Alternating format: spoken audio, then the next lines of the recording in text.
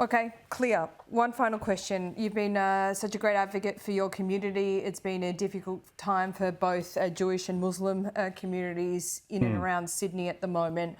I wanted to bring your attention to what happened in Melbourne overnight.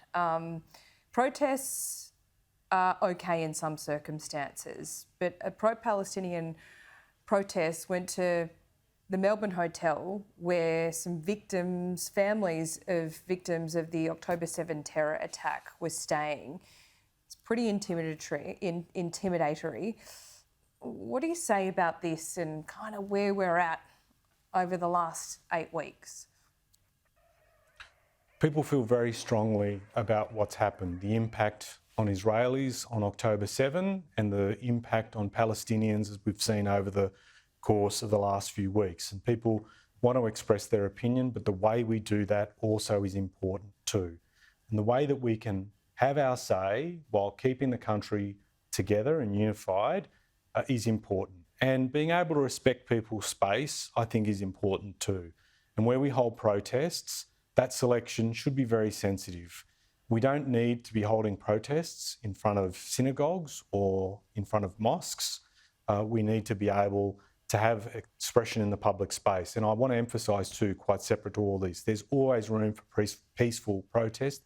There is never room for hate speech in this country. I know it's not, as newsworthy, bringing people together and championing the need for social cohesion and unity, but it's something I'm personally committed to. I've come from a background where I've seen my parents' home country tear itself apart with ethnic and religious hate. And I'm vowing to you, to your listeners and everyone, I never want to be that politician that stokes division along ethnic or religious lines. We've all got a role to play. Yeah. And if I can just ask people, can you just think about where you hold your protests, think about what you're doing to promote social cohesion. Great country like ours allows for people to express themselves. The way we do it also counts too. And you are all of those things, Ed, for as long as I've known you. When you saw this Palestinian protest at this hotel in Melbourne overnight, how did you feel about it? Because there's a lot of conflation, isn't there? Somehow victims of this October 7 attack have become oppressors, and there's a conflation between Jews, the Jewish diaspora, and Jewish people living in Israel and the Israeli government. Can I just separate, just because I think it's really important that we deal with these things one by one, Laura. Yeah. To be completely frank, I haven't caught up with those events last night. I'm basing it on what you're telling me, and I appreciate you've communicated that to me, and I've given you a genuine response to the fact that if we are going to do protests, let's think about where we do them, and let's think about protesting and expressing ourselves in a way that keeps the country together, one.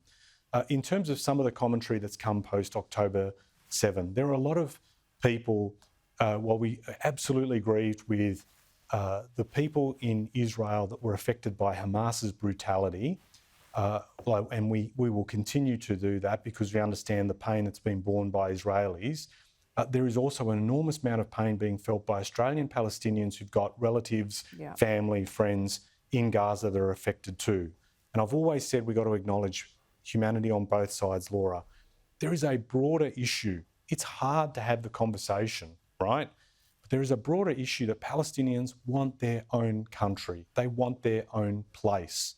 They are under pressure with settlement activity that is encroaching on lands where Palestinians are currently living. And if someone was coming in and forcing you out of your home, that's really something people will be upset about and want to talk about. The way we do it's important. And the discussion about getting to a two-state solution will be important because that is going to give us peace longer term in that part of the world and give peace of mind to people watching this from other parts of the world as well. And I think that's important. I don't want to see anti-Semitic or Islamophobic expressions. These are corrosive, as you well know, and you have always given me, Laura, the space to express that opinion on your show, and I've been very grateful for it. And Sky has allowed me to do that as well. And I think we need to work on making sure we bring people together, not expressing the type of words and giving insight to the kind of thoughts that tear the country a little bit at a time. I don't want to be melodramatic about it, but working on social cohesion takes a lot, and it has to be consistent, a lot of work too. It's not melodramatic. It's as important as ever right now. And I've gone well over time, but I always appreciate you giving me the time, and it's a really important conversation. I'd like to pick it up with you again soon.